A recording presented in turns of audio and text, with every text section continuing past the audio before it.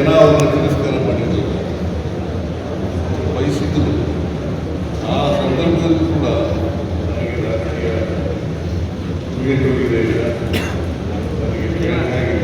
ನಮಸ್ಕಾರ ಆತ್ಮೀಯರೇ, media house ಕನ್ನಡಗೆ ಸ್ವಾಗತ.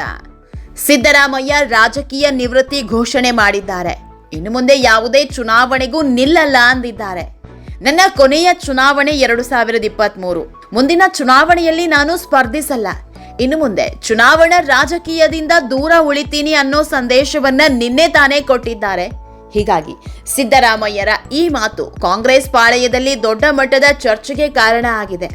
ಯಾವಾಗ ಸಿದ್ದರಾಮಯ್ಯ ಇಂತಹದೊಂದು ಘೋಷಣೆ ಮಾಡಿದ್ರು, ಇದರ ಬೆನ್ನಲ್ಲೇ ದೊಡ್ಡ ಹೆಜ್ಜೆ ಇಟ್ಟಿದ್ದಾರೆ. ರಾಜಕೀಯದಿಂದ ದೂರ ಸರಿಯೋದಕ್ಕೆ ಮೊದಲು ದೊಡ್ಡದೊಂದು ಹೆಜ್ಜೆ ಇಟ್ಟಿದ್ದಾರೆ. ಈ ಬಾರಿ ಸಿದ್ದು ಹಿಡಿದ ಪಟ್ಟಿಗೆ ದಿಲ್ಲಿ ನಾಯಕರು ಕೂಡ ಸೈಲೆಂಟ್ ಆಗಿ ಹೋಗಿದ್ದಾರೆ. ಹಾಗಾದ್ರೆ ರಾಹುಲ್ ಗಾಂಧಿ ಮುಂದೆ ಸಿದ್ದರಾಮಯ್ಯ ಇಟ್ಟ ಬೇಡಿಕೆ ಏನು? ಸಿದ್ದು ಡಿಮ್ಯಾಂಡ್ಗೆ ರಾಹುಲ್ ಗಾಂಧಿ ಒಪ್ತಾರಾ? ಡಿಕೆಶಿಗೆ ಸಿಎಂ ಪಟ್ಟ ಬಿಟ್ಟು ಕೊಟ್ಟ ಸಿದ್ದರಾಮಯ್ಯ ಈ ಬಾರಿ ಡಿಕೆಶಿ ಮುಂದೆಯೇ ಗೆದ್ದು ಬೀಗ್ತಾರಾ? ಇದೆಲ್ಲದ್ರ ಬಗ್ಗೆ ಇವತ್ತಿನ ವಿಡಿಯೋದಲ್ಲಿ ಹೇಳ್ತಾ ಹೋಗ್ತೀವಿ. ಅದಕ್ಕೂ ಮೊದಲು ನೀವಿನ್ನೂ ನಮ್ಮ ಚಾನೆಲ್ನ ಸಬ್ಸ್ಕ್ರೈಬ್ ಮಾಡಿಲ್ಲ ಅಂದರೆ ಮಿಸ್ ಮಾಡಬೇಡಿ, ಈಗಲೇ ಸಬ್ಸ್ಕ್ರೈಬ್ ಮಾಡಿ.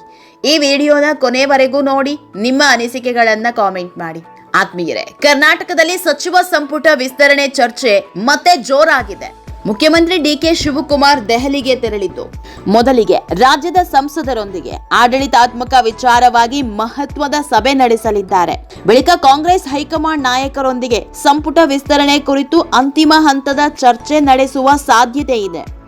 ಮಾಜಿ ಮುಖ್ಯಮಂತ್ರಿ ಸಿದ್ದರಾಮಯ್ಯ ಹಾಗೂ ಕೆಪಿಸಿಸಿ ಅಧ್ಯಕ್ಷ ಬಿಕೆ ಹರಿಪ್ರಸಾದ್ ಕೂಡ ದೆಹಲಿಗೆ ಹಾರಿದ್ದು, ಸಿದ್ದರಾಮಯ್ಯ ತಮ್ಮ ರಾಜಕೀಯದ ಕೊನೆ ಪಟ್ಟು ಹಾಕಲಿದ್ದಾರೆ. ಹೈಕಮಾಂಡ್ ಒಪ್ಪಿಗೆ ನೀಡಿದ್ರೆ ಇದೇ ವಾರ ಜುಲೈ 24 ಅಥವಾ 30ರಂದು ನೂತನ ಸಚಿವರ ಪ್ರಮಾಣ ವಚನ ನಡೆಯುವ ಸಾಧ್ಯತೆ ಇದೆ. ಇದರೊಂದಿಗೆ ಇಬ್ಬರು ಉಪಮುಖ್ಯಮಂತ್ರಿಗಳ ನೇಮಕದ ಕುರಿತ ಚರ್ಚೆಯು ರಾಜಕೀಯ ವಲಯದಲ್ಲಿ ನಡೀತಾ ಇದೆ. ಆಪ್ತರಿಗೆ ಪಟ್ಟ ಕಟ್ಟಲು ಸಿದ್ದು ಪಟ್ಟು. ಆತ್ಮೀಯರೇ, ಸಿದ್ದರಾಮಯ್ಯರನ್ನೇ ನಂಬಿಕೊಂಡ ಹಲವು ನಾಯಕರಿದ್ದಾರೆ. ಈ ಕ್ಷಣದವರೆಗೂ ಸಿದ್ದು ಬೆನ್ನಿಗೆ ನಿಂತಿದ್ದಾರೆ. ಹೀಗಾಗಿ ಅವರನ್ನೊಂದು ದಡ ಸೇರಿಸಲು ಸಿದ್ದು ಅಖಾಡಕ್ಕಿಳಿದಿದ್ದಾರೆ. ಈ ಬಾರಿ ಡಿಕೆಶಿ ಸಂಪುಟಕ್ಕೆ 20 ಸಚಿವರ ಆಯ್ಕೆ ನಡೆಯಲಿದೆ. ಈ ವೇಳೆ ತಮ್ಮ ಬೆಂಬಲಿಗರಿಗೆ ಹೆಚ್ಚಿನ ಮನ್ನಣೆ ನೀಡುವಂತೆ ಸಿದ್ದರಾಮಯ್ಯ ಪಟ್ಟು ಹಿಡಿಯಲಿದ್ದಾರೆ. ಈ ಹಿಂದೆ ನಡೆದ ಸಭೆಯಲ್ಲೂ ಸಿದ್ದರಾಮಯ್ಯ ಇದನ್ನೇ ಹೇಳಿದ್ದು. ತಾವೇ ಪ್ರತ್ಯೇಕವಾದ ಪಟ್ಟಿಯೊಂದನ್ನು ಸಿದ್ಧಪಡಿಸಿಕೊಂಡಿರೋ ಸಿದ್ದರಾಮಯ್ಯ ತಮ್ಮವರಿಗೆ ಹೆಚ್ಚಿನ ಮನ್ನಣೆ ನೀಡುವಂತೆ ಡಿಮ್ಯಾಂಡ್ ಮಾಡಿದ್ರು. ಆದರೆ ರಾಜ್ಯದಿಂದ ಬಂದಿದ್ದ 3 ಪಟ್ಟಿಯನ್ನ ಪರಿಶೀಲಿಸಿದ ರಾಹುಲ್ ಗಾಂಧಿ ಕೆಲವೊಂದು ಬದಲಾವಣೆ ಮಾಡುವಂತೆ ಸೂಚಿಸಿ ಕಳಿಸಿದ್ರು. ಹೀಗಾಗಿ ಈ ಬಾರಿ ಫೈನಲ್ ಪಟ್ಟಿ ಮಾಡಿಕೊಂಡಿದ್ದಾರೆ. ಮೂಲಗಳ ಮಾಹಿತಿ ಪ್ರಕಾರ ಸಿದ್ದರಾಮಯ್ಯ ಕಡೆ ಇರೋ 8ರಿಂದ 10 ಮಂದಿ ನಾಯಕರಿಗೆ ಸಚಿವ ಸ್ಥಾನ ಸಿಗಲಿದೆ ಅಂತ ಹೇಳಲಾಗ್ತಾ ಇದೆ. ಹೊಸ ಮುಖಗಳ ಜೊತೆಗೆ ಹಳೆ ನಾಯಕರನ್ನು ಸೇರಿಸಿ ಸಿದ್ದುಗೆ ಹೆಚ್ಚಿನ ಪ್ರಾಶಸ್ತ್ಯ ಸಿಗಲಿದೆ. ಅಲ್ಲದೆ ಡಿಸಿಎಂ ಆಯ್ಕೆಯಲ್ಲೂ ಸಿದ್ದರಾಮಯ್ಯ ಮಾತೆ ಅಂತಿಮವಾಗುವ ಎಲ್ಲಾ ಲಕ್ಷಣ ಕಾಣ್ತಾ ಇದೆ. ಯಾಕಂದ್ರೆ ಈಗಾಗಲೇ ಪರಮೇಶ್ವರ್ ಪರ ಬ್ಯಾಟಿಂಗ್ ಮಾಡಿದ್ದು ಕೂಡ ಇದೇ ಸಿದ್ದರಾಮಯ್ಯ.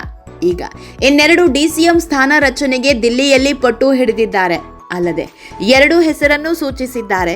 ಸಿದ್ದು ಸೂಚಿಸಿರೋ ಹೆಸರಲ್ಲಿ ದಿಲ್ಲಿ ನಾಯಕರು ತೆಗೆದು ಹಾಕೋದಿಕ್ಕೂ ಆಗ್ತಾ ಇಲ್ಲ.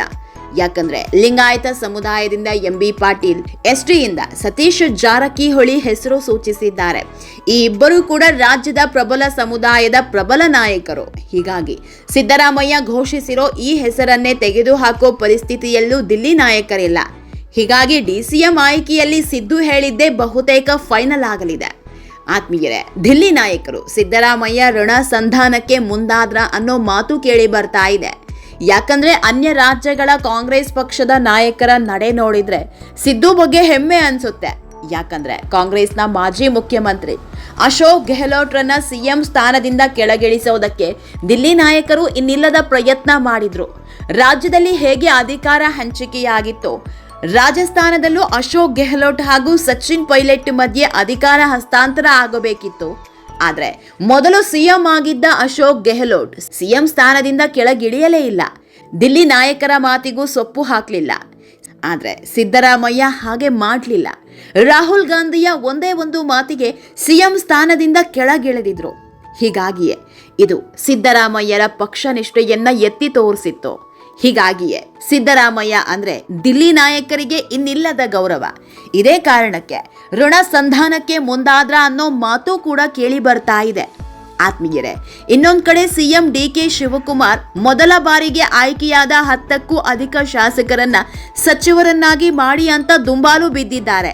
ಹೀಗಾಗಿ ಸಿದ್ದರಾಮಯ್ಯ ರಾಜಕೀಯ ನಿವೃತ್ತಿ ಘೋಷಣೆ ಮಾಡಿದ್ರಿಂದ ಸಿದ್ದರಾಮಯ್ಯರ ಋಣ ಸಂಧಾನ ಮಾಡ್ತಾರಾ ಕಾದ್ ನೋಡ್ಬೇಕು. ಆತ್ಮೀಯರೇ, ಈ ವಿಡಿಯೋ ನಿಮಗೆ ಇಷ್ಟವಾದಲ್ಲಿ ಲೈಕ್ ಮಾಡಿ, ಶೇರ್ ಮಾಡಿ, ಕಾಮೆಂಟ್ ಮಾಡಿ. ಇನ್ನೂ ನಮ್ಮ ಚಾನೆಲ್ನ ಸಬ್ಸ್ಕ್ರೈಬ್ ಮಾಡಿಲ್ಲ ಅಂದರೆ ಮಿಸ್ ಮಾಡಬೇಡಿ, ಈಗಲೇ ಸಬ್ಸ್ಕ್ರೈಬ್ ಮಾಡಿ.